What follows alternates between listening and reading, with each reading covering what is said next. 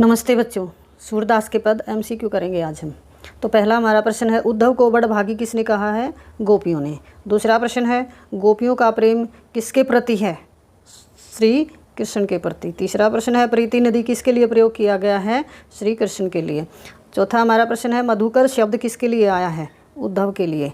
पांचवा हमारा प्रश्न है, सूरदास किस भक्ति आंदोलन से जुड़े थे? सगुण भक्ति आंदोलन से। अगला हमारा प्रश्न है कि उद्धव तुम हो अति बड़भागी पद में उद्धव को किससे मिलाने का प्रयास किया गया है? उद्धव को किससे मिलाने का प्रयास किया गया है? श्री कृष्ण से।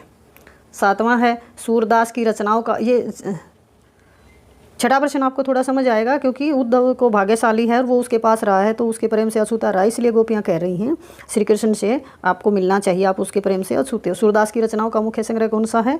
सुरसागर। आठवां है, हरि ने राजनीति पढ़ ली है, किसकी चतुराई दिखाई गई है यहाँ पर? श्री कृष्ण की। हारिल की लकड़ी पद में गोपियाँ किस बात को लेकर गुस्सा प्रकट कर रही हैं? कि श्री कृष्ण के योग संदेश भेजने पर। 10वां प्रश्न है कि किस आशा से गोपियाँ तन मन की पीड़ा को सह रही थी?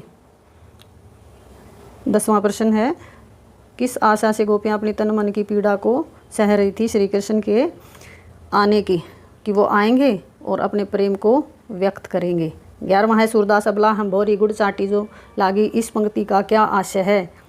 कि वो श्री कृष्ण के प्रेम में उलझ गई हैं। गोपियों के अनुसार श्री कृष्ण ने मथुरा जाकर क्या पढ़ लिया है? राजनीति शास्त्र। अगला है, जब श्री कृष्ण मथुरा वापस नहीं आए तो किसके द्वारा योग संदेश भेजा था? उद्धव के द्वारा।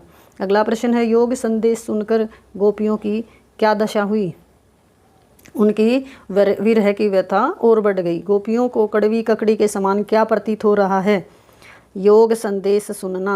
गोपियाँ क्यों कहती हैं कि श्री कृष्ण ने वहाँ जाकर राजनीति शास्त्र को पढ़ लिया है? क्यों?